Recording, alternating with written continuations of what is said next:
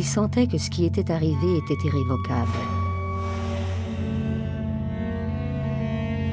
Cela montrerait que l'homme, le genre humain, en somme nous, étions potentiellement capables de construire une masse infinie de douleurs. Et que la douleur est la seule force qui est créée avec rien. Il suffit de ne pas voir, de ne pas écouter, de ne pas faire. Primo Levi, survivant de Auschwitz.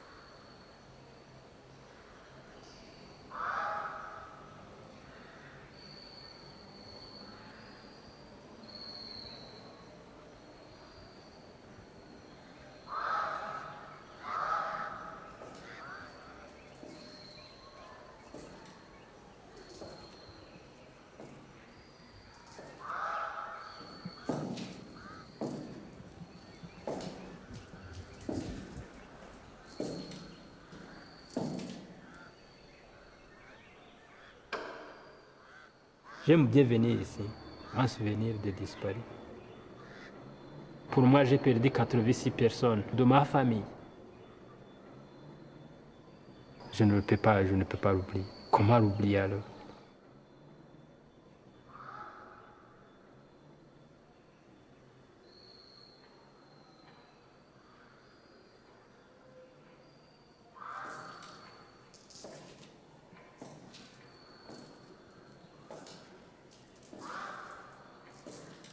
C'était dimanche soir, on a commencé à brûler des maisons de Syrie-Nicoline voisines à la nôtre. Les gens qui sont venus en disant bon, on a commencé à tirer les Batutsis. J'ai resté à la maison avec ma famille. Nous avons commencé à avoir peur.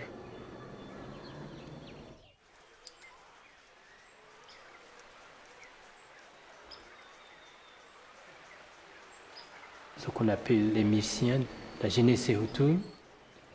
Ils sont venus avec des bâtons, avec des machettes, mais avec des armes traditionnelles comme ça. Ils nous ont ordonné d'aller tous les bateaux, si vous devez quitter cet endroit, allez vite, sinon vous serez tués. Alors comme ça, nous avons quitté nos familles, nous avons quitté nos maisons et nous étions une foule nombreuse. Alors, puisque nous étions 10 communautés chrétiennes et catholiques, nous avons décidé de venir ici.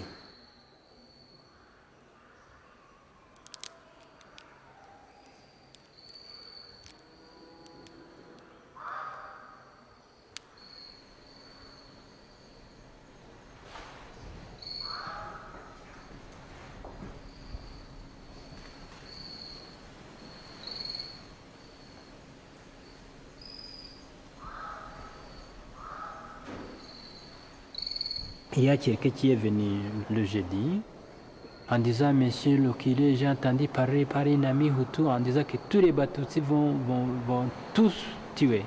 Est-ce que ce n'est pas bien que tu viens et qu'on plante le fils Josaï par le pirogue? Non, mais Monsieur Lokile a dit non, moi, je suis berger de cette paroisse, je ne peux pas abandonner les gens qui ont fui vers ici. Si nous aurons la chance de vivre, je vivrai avec eux. mais je ne sais pas vraiment quitter, perdre le troupeau qui a été à peu près à 10 000, à 9 000, je ne peux pas les abandonner comme ça, ce serait honte.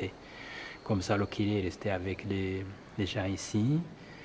Il faisait la prière ensemble.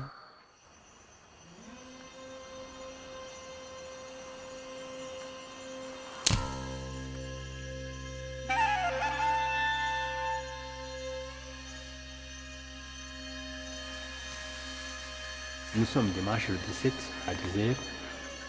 Voilà qu'il y a des militaires, des musiciens, même ils portaient des bérets de parti NRND, du CEDER. Les autres portaient des feuilles sèches dans la tête, au visage pour ne pas reconnaître. Voilà qu'il arrive ici.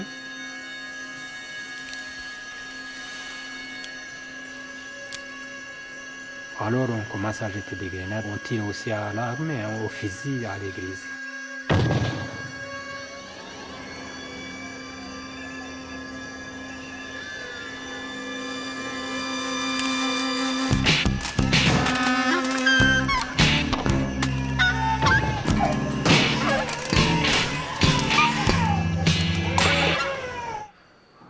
Personne ne sachait quand il va mourir. Les gens ont tombé sur moi, les cadres vont tomber sur moi, mais j'ai pu rester là-bas. Mais on est rentré avec des grenades lacrymogènes, quoi. Ça fait mal aux yeux, à la respiration. Et puis les gens qui étaient encore survivants, on les a ordonnés de sortir.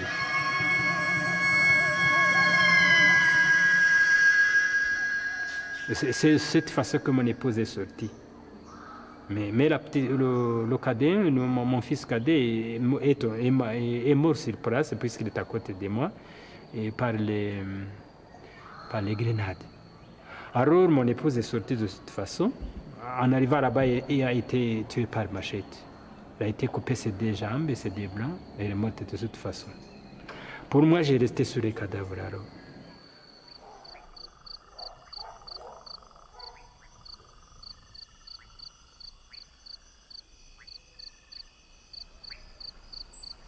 Et puis alors, nous avons pu rester ici une semaine. Mais on sortait pendant la nuit pour aller chercher de l'eau à boire.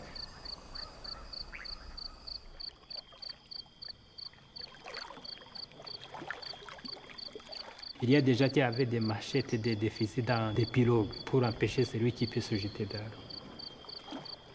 Il y avait beaucoup de cadavres dans le lac là-bas.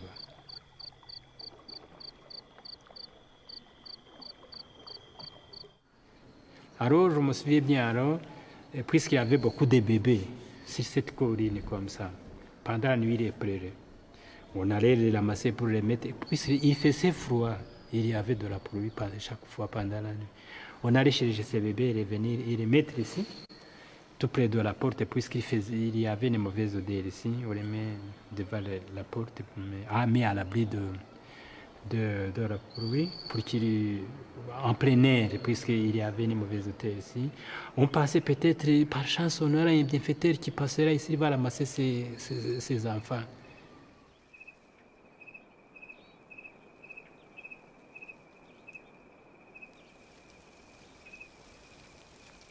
Une fois que les miliciens entraient ici pour chercher les autres qui étaient survivants, on prenait ces petits enfants, on les ramassait comme ça par genre pour les frapper aussi les murs comme ça, les enfants morts de cette façon.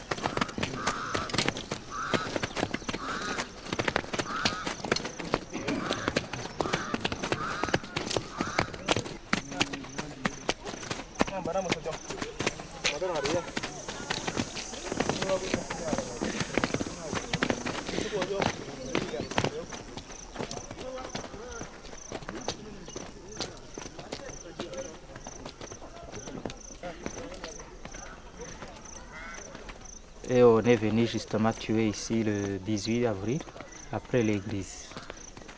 On avait déjà su que les gens qui étaient à l'église ont été massacrés.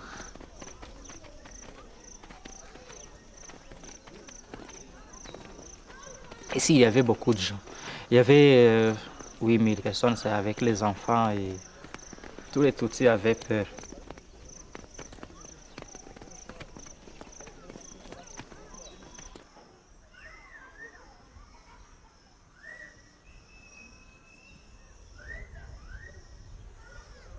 Bon, les gendarmes sont venus, les policiers communaux, les receveurs de douane, il y avait les surveillants de la prison.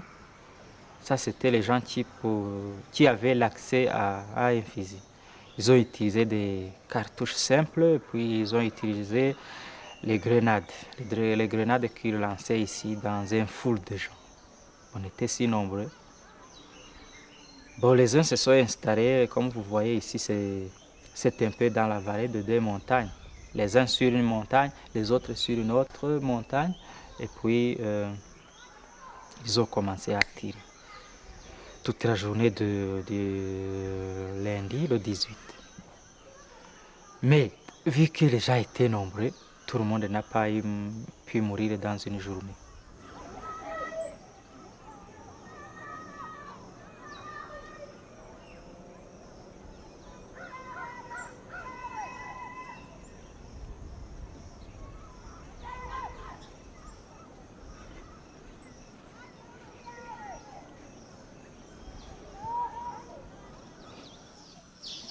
En fait, on est venu tuer chez nous.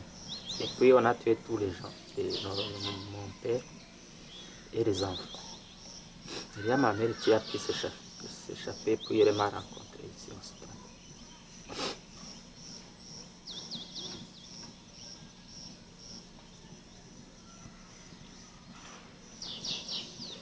Puis il a lancé une grenade et puis elle a été morte. Mais ça a été d'une mauvaise manière.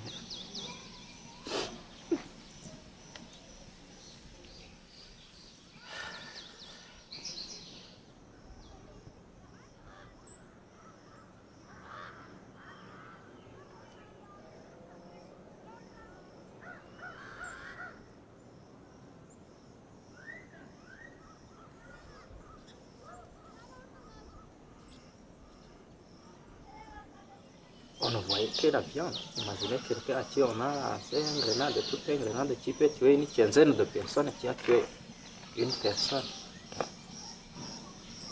Le bras là, une jambe là.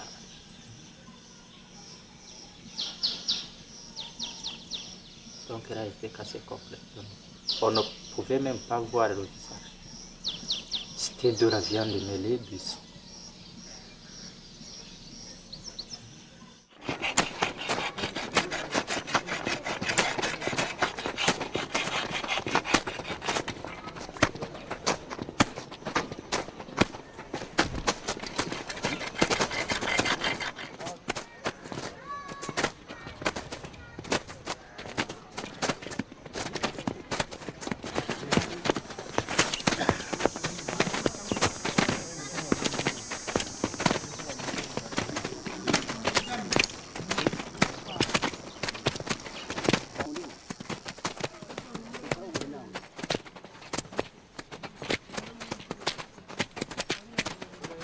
Quand je regardais justement autour, je me souviens du sang qui a été dépensé par les gens ici. Parce que dans cette maison, on y a tué beaucoup de gens. Et le sang coulait comme une rivière. Comme une rivière qui était là, en rouge. Et vous voyez même les bancs. Les bancs ont commencé à être très noirs. Ça, c'est pas le noir comme tel. Ce n'est même pas la vieillesse, c'est seulement c'est du sang. C'est comme à l'église. À l'église, on a commencé là aussi à nettoyer, mais ça ne peut pas être bien clair. Tout comme ici. On a essayé de nettoyer, les gens sont venus pour dire la communauté internationale pour qu'elle ne voit rien de sang, mais ça ne peut pas s'effacer, vous voyez. C'est quelque chose de collant, le sang. Ça colle.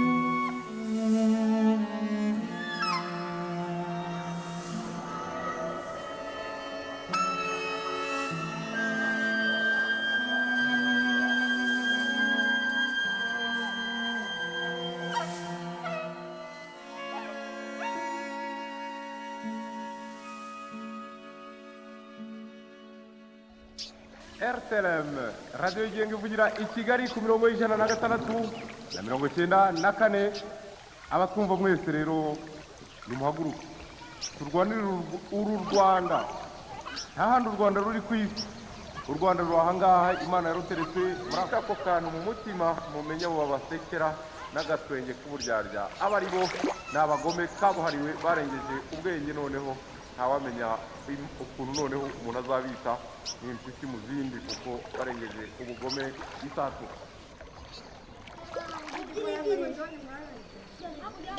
Auparavant, tout le monde vivait ensemble. Il n'y avait vraiment aucune distinction de race. On vivait, on travaillait ensemble, on se mariait ensemble, les filles et les garçons. Mais après ça, on a eu des côtés parallèles.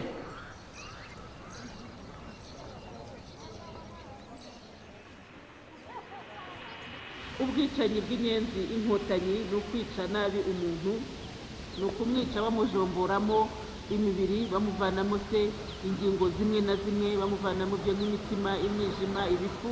nicyo ejo nabwiraga nti inyenzi inkotanyi zigomba kuba zirya n'abantu. Ils ont fait une propagande dans la population, et puis la population a commencé à les frères Batutsi. Ça a été planifié secrètement. Comment ça se fait que les jeunes miliciens d'Inheram et de Sitibouye ont des grenades, et les autres deux Chita ont des grenades, et les autres deux Tchangougou comme ça? C'est-à-dire qu'on a diffusé des armes secrètement. On attendait seulement le sifflet pour commencer à faire cette action. aho bigeze agasubira inyuma y'aho bivuye, bagakomeza bagakora amayida mpaka kugeza igihe inkotanyi ziruhiye. naho ubundi nanone nta buhungiro, tugomba kurwana n'inkotanyi tukazimara, tukazitsemba, tukazipakuma muri iki gihugu tukazimara, kuko nta buhungiro ubundi twiyicira inkotanyi tuzimare, cyane cyane ko igituma tuzazimara ni uko ari ubwoko bumwe. reba umuntu rero murebeye uko areshya n'uko asa, kureba akazuru gusa ubundi ugakamena, hanyuma noneho tukagenda za Kibungo, za Rusumo, za Ruhenzi, za C'était planifié. Le préfet a envoyé des bis pour aller rassembler les Batutsi de Ruengera, de Rwamatam, pour les rassembler ici, au stade, même ici, pour qu'on pourra les tuer d'une façon qui n'est pas difficile.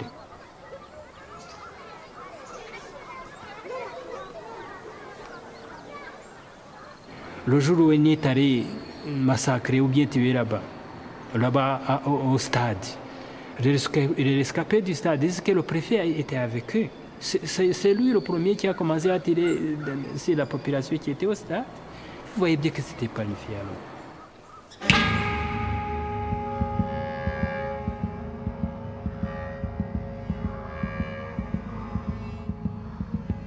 Il est docteur en médecine. Voyez donc un docteur en médecine. Tu prends un fusil pour bouiller une machette. C'est marré ça. Alors, ce que j'affirme que c'était planifié. Il y avait des filles gendarmes tutsis. Ont été abattus, ont été tués le 7. Je l'ai entendu parler par un gendarme tutsi qui a pu sortir de ce massacre. Il est venu se réfugier dans des conneries là-bas. Mais malheureusement, après, il a été tué puisque je ne l'ai pas encore vu. Voilà pourquoi est-ce qu'on a commencé par tuer ces gens là-bas. On s'est planifié ça. duterera igihugu ngo tukibarekere tugende twipfumbase twirukanka, ahubwo ni ugufata amahiri, ibibando, amashoka, tukirukanka tukabasanga, tukababuza gukomeza kwangiriza igihugu. N'ubutwari bwinshi cyane nibwo butwari buranga abanyarwanda, buranga umunyarwanda. burya umuntu w'intwari nyine abantu baramwubaha, bakamutinyira yuko ari intwari.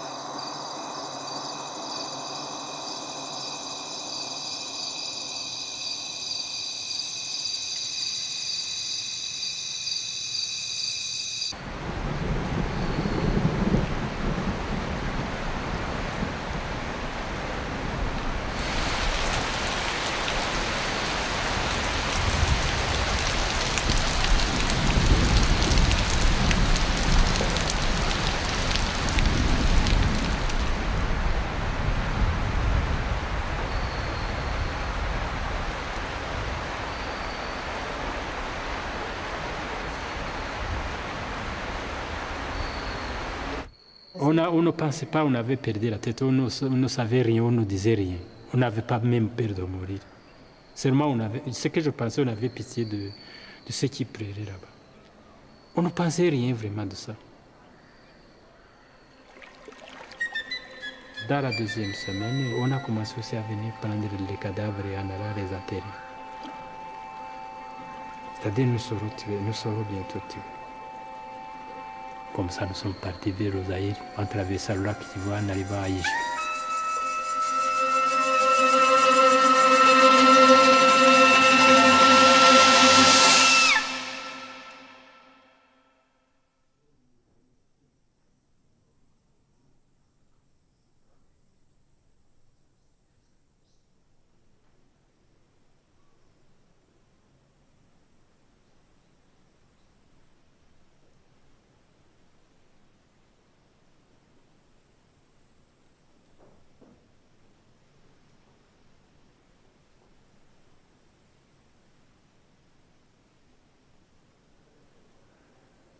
Quand je suis revenu à Kabgayi, la première chose qui m'a frappé, c'est le silence.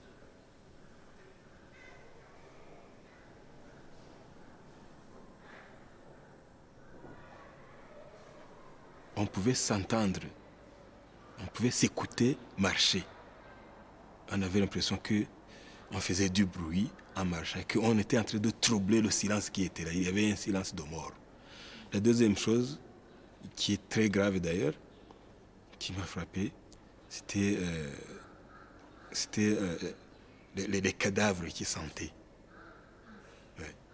Dans les maisons de Kabgayi, dans les maisons de l'évêché de Kabgayi, il y avait des cadavres. Dans les maisons du séminaire, le petit séminaire de Kabgayi, il y avait des cadavres.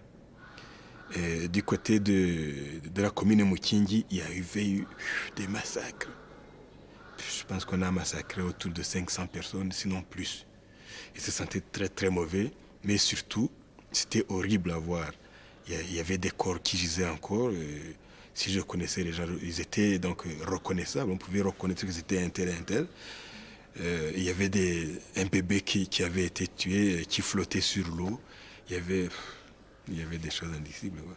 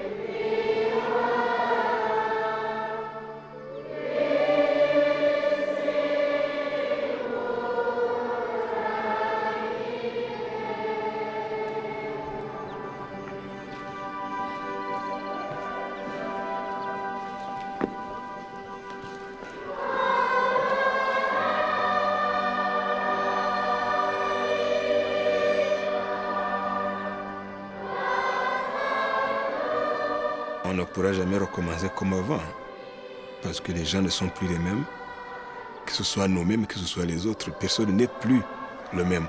Après ce que nous avons vécu au Rwanda, on n'est plus les mêmes.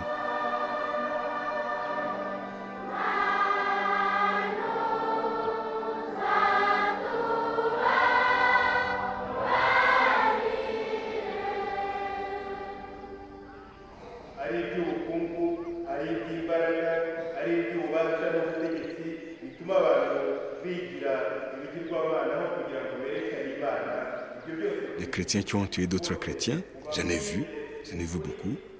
Il y a des gens qui avaient été baptisés, mais pour qui la loi de l'amour du prochain ne valait plus rien. À un certain niveau, moi, je sentais qu'il y avait une machine qui allait se déclencher. Dans un discours que j'ai prononcé le 10 décembre 1993, c'était devant les représentants de la communauté internationale, il y avait des ambassadeurs, le nonce apostolique était là, il y avait aussi des intellectuels et des ministres et tout ça. J'ai dit, écoutez messieurs, on dit que par-ci par-là, dans Kigali, nous voyons des cadavres. Il y a des gens qu'on était en train de tuer, c'était très clair. Mais moi, j'ai dit, on attribue ça à des éléments incontrôlés. Et moi, je dis, c'est pas vrai. Quand vous fouillez beaucoup plus, vous trouvez que c'est des éléments très contrôlés de l'armée qui font ça, qui sont contrôlés par le pouvoir, qui font ça. Et j'ai interpellé l'opinion publique nationale et internationale en disant, s'il vous plaît, intervenez avant qu'il ne soit trop tard, sinon le pays est réduit à feu et à sang. Malheureusement, j'ai eu raison.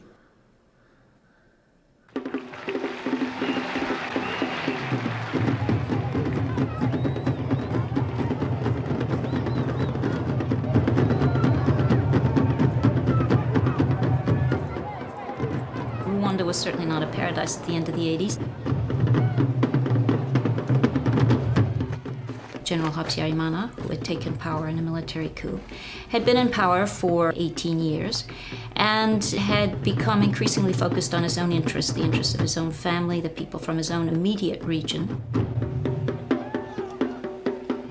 Power was very much concentrated in this small group around the president, which we generally call Akazu, the little house.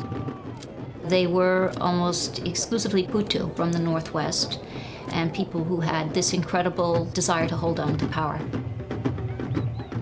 When Habyarimana took power, he established a political party, which was, interestingly enough, not called a party, but called a movement.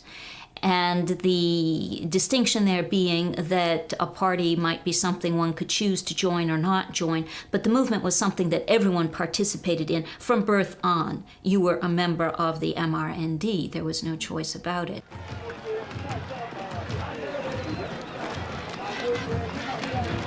People were obliged to attend sessions of animation, a kind of public propaganda session in praise of the party and the president.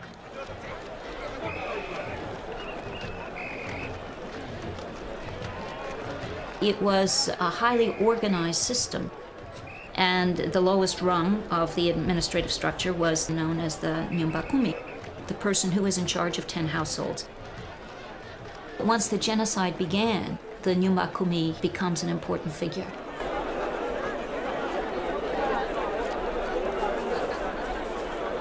The level of control was so intense that it was difficult to escape. You have to imagine a situation where one person for every 10 houses is keeping an eye on what's going on. It's very difficult, especially in a small community like this where everyone knows everyone else. For example, for a stranger to enter into the community and not be known to this Nyumba Kumi figure. And when it came time to organize people to go out and work on the barriers or to participate in the patrols, the Nyumba Kumi was the first level of organization.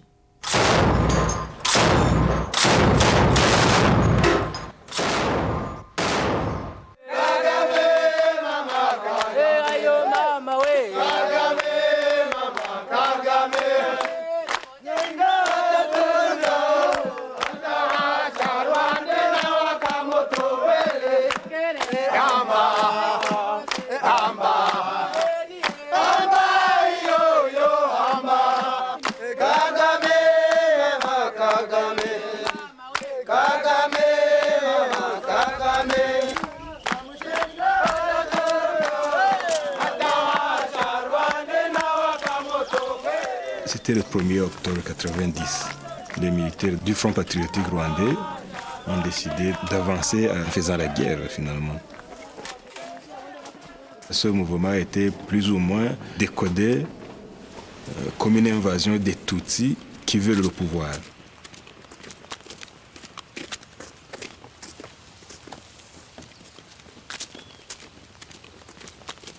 Je pense que la guerre n'était pas du tout justifiée. S'il fallait, l'objectif principal, il était celui de déboulonner le système.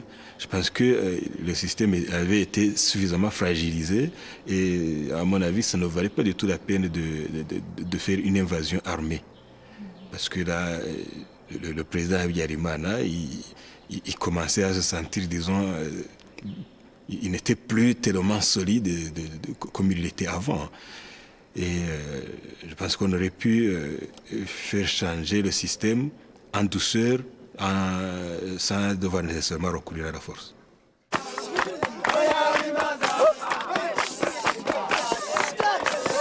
The RPF developed out of the Tutsi refugee community, particularly in Uganda. Most of them descendants of people who had been forced out of Rwanda at the time of the revolution in 1959. They had spent up to 30 years in exile and they wanted to go home. They put together a force of about 7,000. Many from the Ugandan army who deserted en masse to follow their Rwandan officers south across the border, invading Rwanda. Because the RPF was so largely a Tutsi-dominated organization, the opportunity to use the Tutsi population within the country as a scapegoat seemed too tempting to ignore.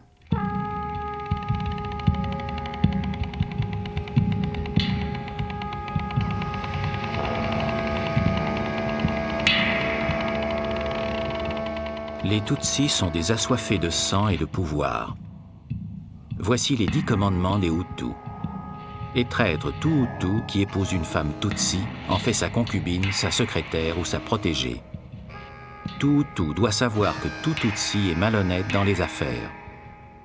Les forces armées rwandaises doivent être exclusivement Hutus. Aucun militaire ne doit épouser une femme Tutsi. Les Hutus doivent être fermes contre leur ennemi commun Tutsi. Les Hutus doivent cesser d'avoir pitié des Tutsis.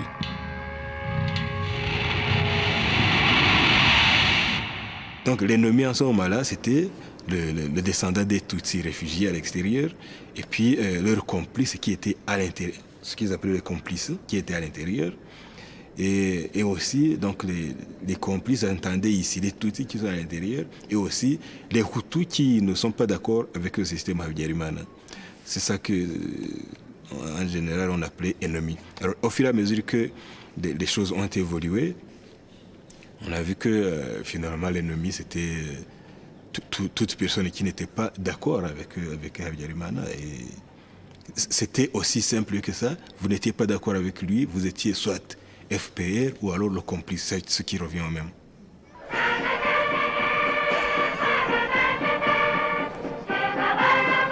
The invasion of the RPF gave Habyarimana an opportunity to make a much more dramatic plea for foreign assistance.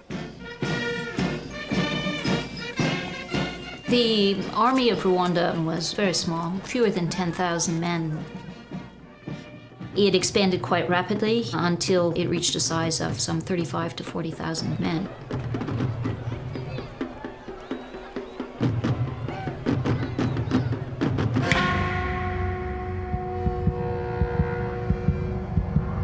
The French played a role in training these soldiers. There were also arms delivered by the French.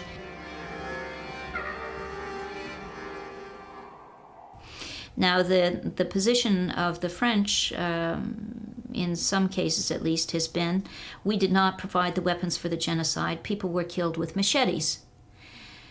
It's important to address that. Perhaps the majority of victims were killed by machetes, but a crucial element in every large massacre was the presence of soldiers or police armed with guns. And it was the guns and the grenades which always gave the attackers the edge necessary to break down the resistance of the people in the churches and other large groups. So the use of firearms was crucial to the success of the genocide, even if many victims were not killed by gunfire.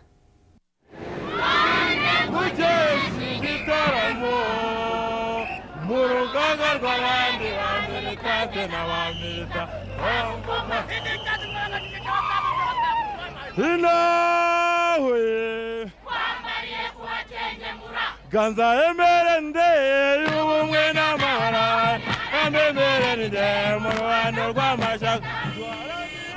Ils ont créé ce qu'ils ont appelé la jeunesse du mouvement révolutionnaire national pour le développement. Et ces gars, ils recevaient des entraînements comme des commandos militaires. Et on leur apprenait à tuer avec les mains nues. Ils apprenaient à utiliser la corde, les cordelettes qui sont normalement utilisées par les militaires.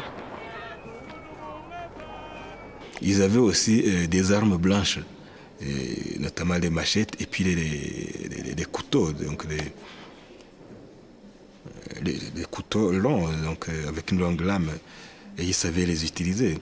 Turi kumwe abayoboke ba Muvoma ntituzahwema twiyemeranite mwe turabahuza mugambi interahamwe za Muvoma abakunda amahoro ubumwe n'amajyambere turi maso intego yacu nidutera turatabara nidukandwa turakanda nidukangarwa turakangara nidukandagirwa turakandagira izo nkozi z'ibibi tukazicyaha ku rugamba tukakura ikivugo inavagura murangwa n'iki turangwa n'umutima mwiza uboneye uburere bwiza dukesha umubyeyi wacu Habyarimana Yuvenali wadutoje uburere bwiza bwo gukunda u Rwanda n'abanyarwanda aduha amahoro turaryama turasinzira.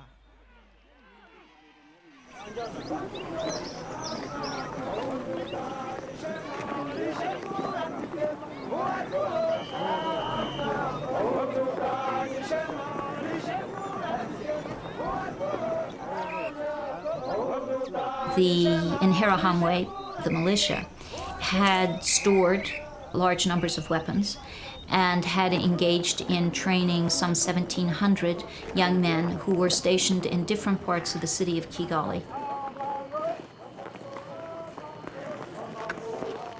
According to the person who had trained them, they had a capacity to kill up to 1,000 Tutsi every 20 minutes.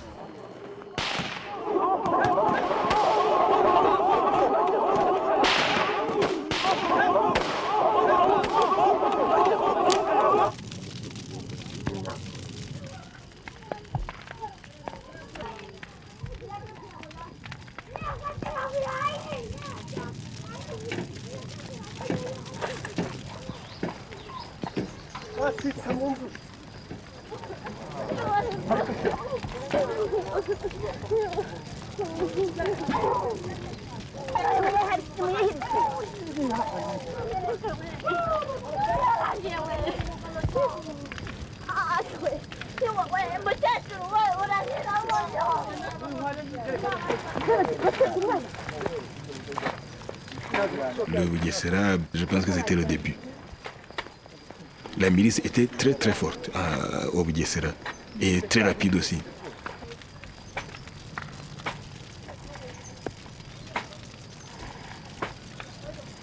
C'était le 3 mars 1992 que le journaliste Jean-Baptiste Wamwanga de Radio Rwanda a lu un communiqué. Lequel communiqué disait que les femmes Tutsi allaient être utilisées dans l'assassinat des hommes politiques Hutus. Une semaine après, le Bugesera brûlé.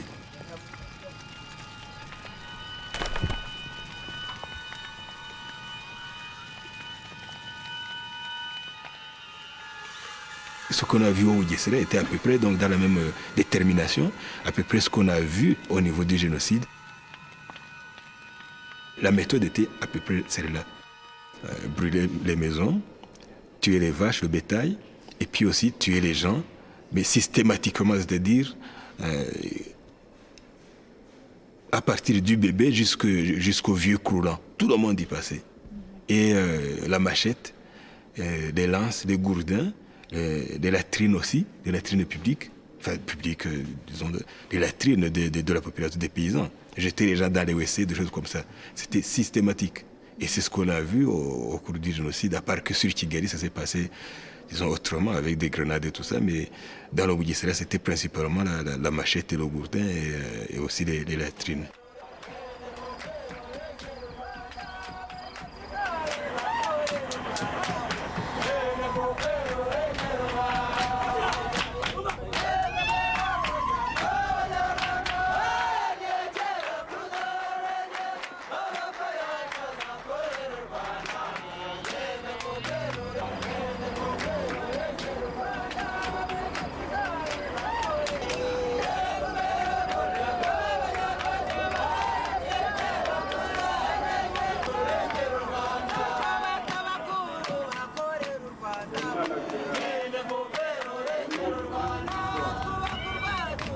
The Arusha Accords were very favorable to the RPF. The agreement made the president into a figurehead. It essentially stripped him of any real power.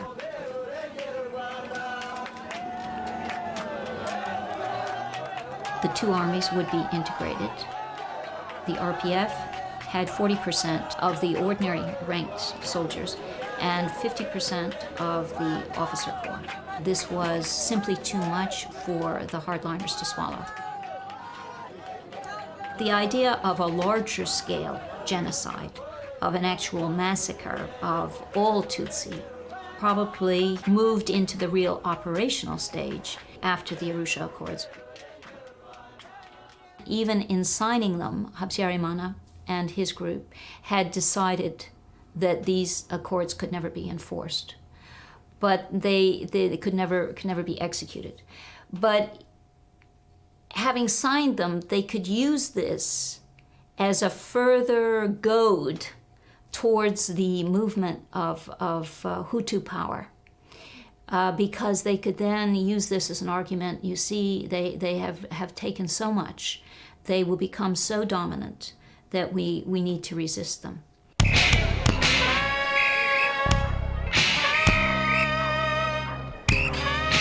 Abitwaza ariya masezerano ya Arusha bo bakomeje gutsimbararaho bavuga ko ari amasezerano y'amahoro, nyamara twasanze ari amasezerano y'intambara. Twasanze ari amasezerano yateguraga intambara, none ariya masezerano nta gaciro agifite. Ibi biragaragazwa n'abanyarwanda bose bari mu gihugu.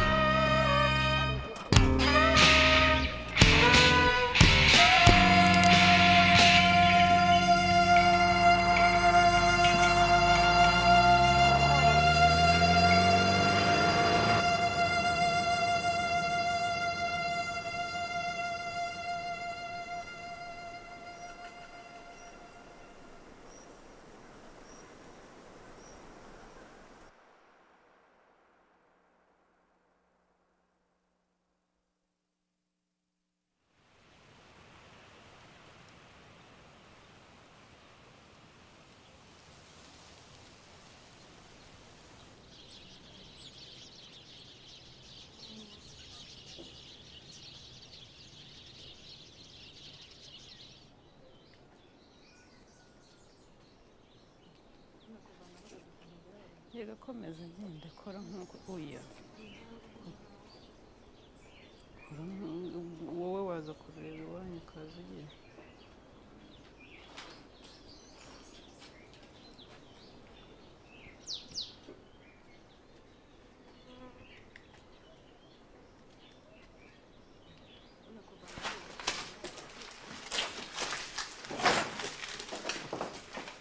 wowe haje mbere reba byose ngewe birangora kuko nahageze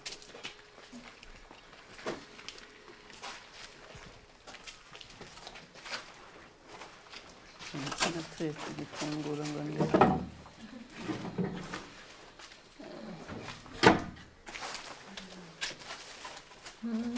byose barabizambere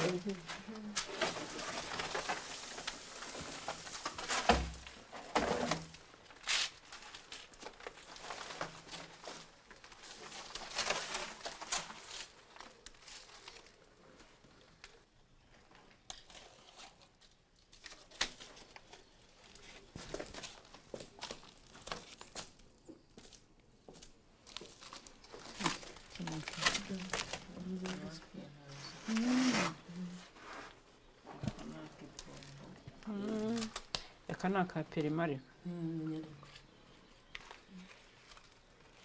iki si ikintu nzi iki sasa ikipongo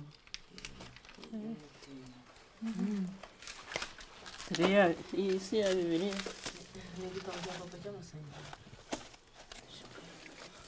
kongera kikaba. Dans les années 60, mon père était policier. Il a été limogé parce qu'il était Tutsi. On ne voulait pas que la police nationale soit constituée par des Tutsis. Les Tutsis ont été déportés au Ouiessela. C'était, je dirais, la jungle. Les autorités se disaient, ils vont mourir là-bas, ils vont périr dans cette région. Mes parents ont rejoint les autres Tutsis qui étaient déjà déportés au Bugesera. Par après, ils ont commencé à défricher, à cultiver les champs, aussi à élever du bétail.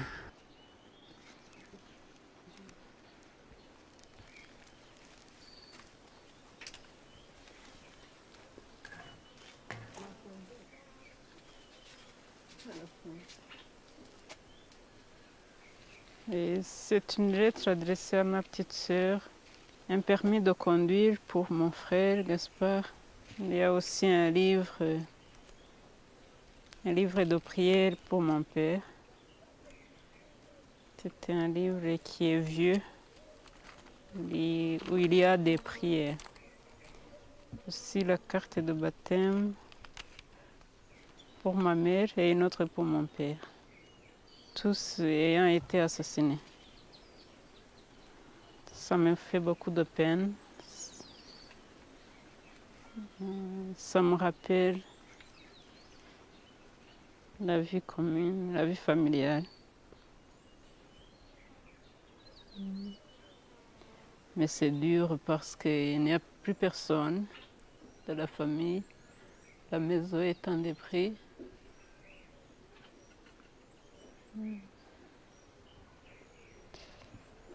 C'est pénible.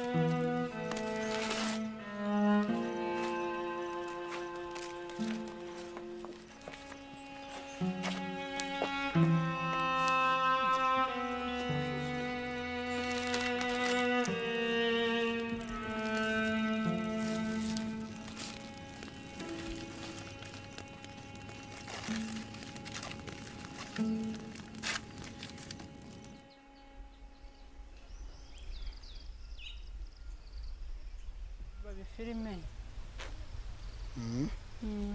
Toragura igice. Aya ndareba iki.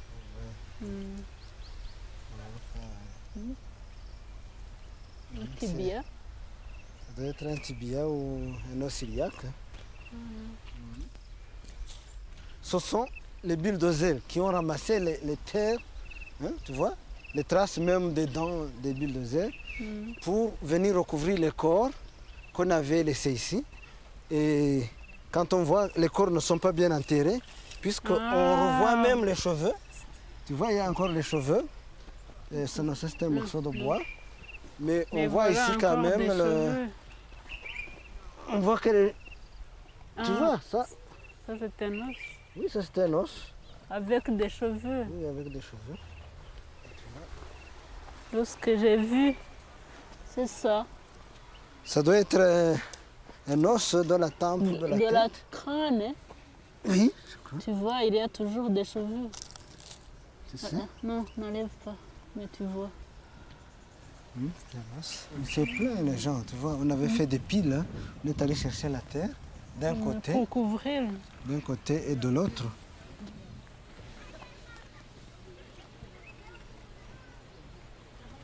C'est un habit d'un enfant. Oui. Tu sais?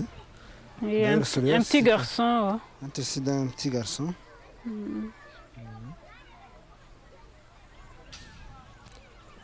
voilà là-bas un os. Hein. Ça doit être un os de tibia ou quelque chose du genre.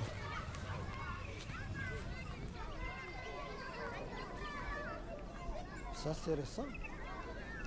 Nous avons décidé de faire les enquêtes pour que tous les Rwandais, toute la communauté nationale connaissent la vérité sur ce qui s'est passé, connaissent les atrocités, les techniques et le caractère préparatoire de cette tragédie. Ça vient d'être sorti, il y a encore de la chair là-dessus.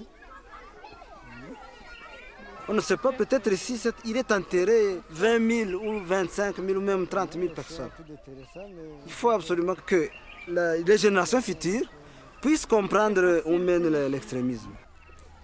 Il y en a beaucoup. Dommage, hein? C'est plein. Un morceau de crâne aussi. Oh mon Dieu! Voilà encore un charnier. On voit qu'à partir de là, ils ont creusé avec le bulldozer. Ils ont déplacé la terre. Ils ont mis je ne sais combien de cadavres ici. C'est un vrai charnier. C'est la même chose. On ne fait que mettre une petite terre. Et on voit que une petite quantité quand de terre. la terre s'abaisse, c'est que les corps s'entassent et se serrent les unes contre les autres. C'est pour cela que ça a dû tomber.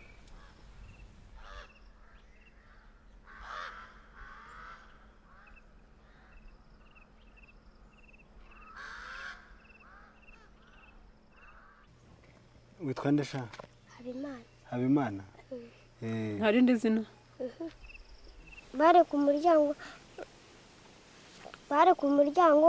undi amwereka igipapuro cye noneho arakireba we ntiyamwica undi ageze amwereka ikindi gipapuro cye ahita amukubita umupanga yikubita hasi n'umwana mama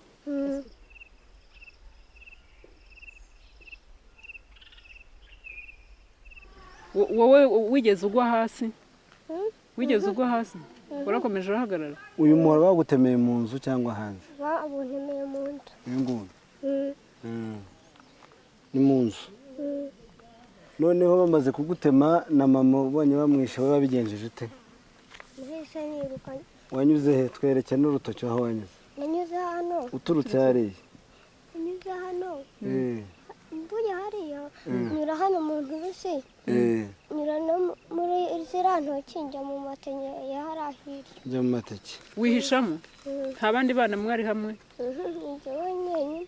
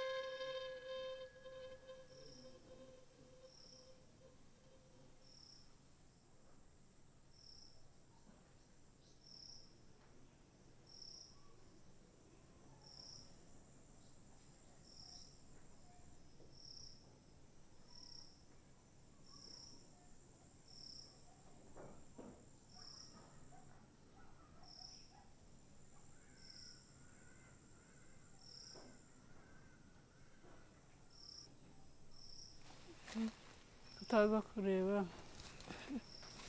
yewe urareba ukuntu ari benshi ntawe ushobora kumenya we dore nturebe ko bagerekeranye hariya nta n'ibirago biracyari dore amashapura birashobora kuba ari umukecuru sinshobora kubamenya ubu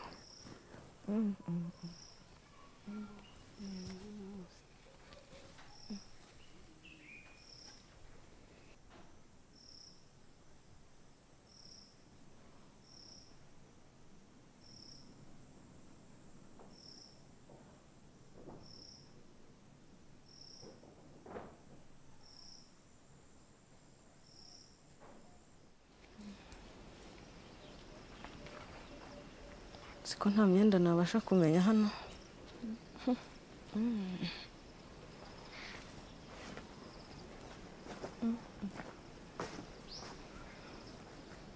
gusa babaga babiciyemo.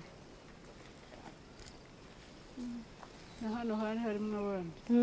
Hose bari muri ya mwenda urabuze pe. Uyu wani roterega. Hano hagomba kuba bari bihishemo bagira ngo ntibabasanga. Ntibagiyemo nyine. Babasema n'ababo baje kuborosa. Hari abo bagiye baza bakorosa. Agapfa gushyiraho akenda. Yibukiraga gutura. Hano wahabageza ababikoze.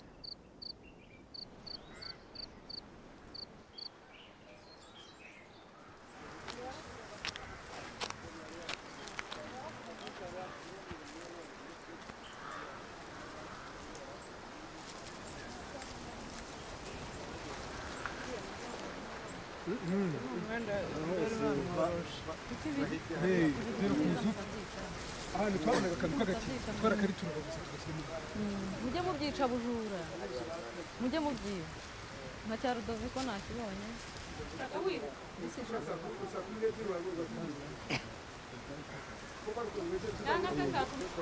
Abandi batatu abandi tugera metero ku yindi harimo umugende wa metero.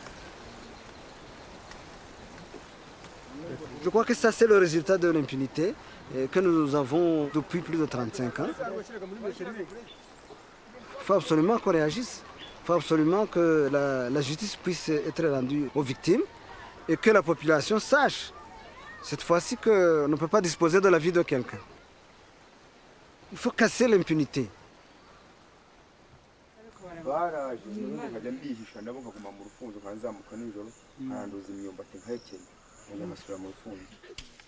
Turiruka tuza hano ku mashuri, tugeze hano ibitero birahagarara. Bagarutse bukeye, ubwo noneho bakica tukiruka, nagira Imana ntibangereho. Kugeza tugiye ku rufunzo rero. Rimwe njya tugenda tugana ku ruzi tugira ngo niba dukurikira n'imihoro twiyahure, hanyuma ntibatusangayo. Turakata turagaruka hano ku mashuri.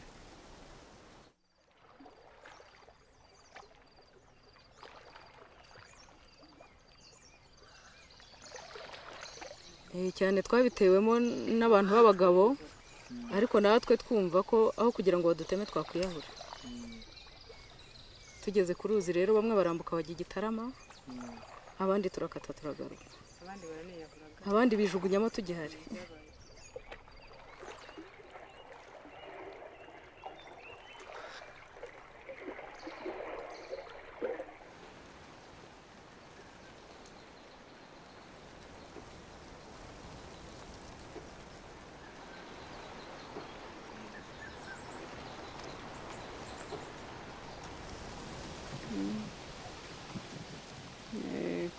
C'est en date du 19 que mon père a été assassiné, ici à l'école.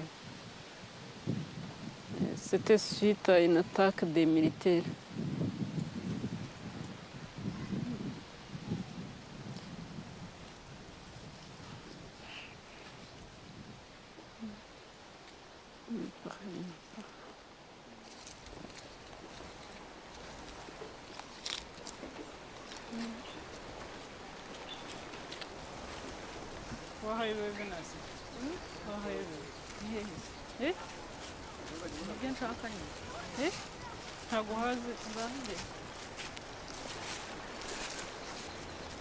Je ne veux pas me venger en tuant l'autre parce que nous serons dans un cercle vicieux de crimes, de génocides, si ça se répète.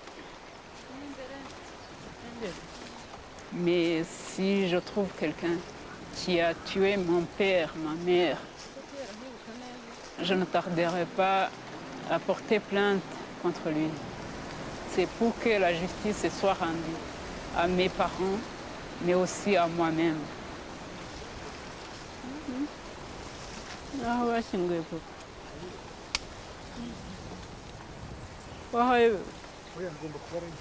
Ni mu byaha uretse ko umwenda ntawureba. ndibuka ko ari nkaha ndibuka ko ari nka hano uzibuka ko twari muri rwakirere rwose bigomba kuba ari nkaha ntabwo muzi ko hariya twashyize ni hano hariya twashyize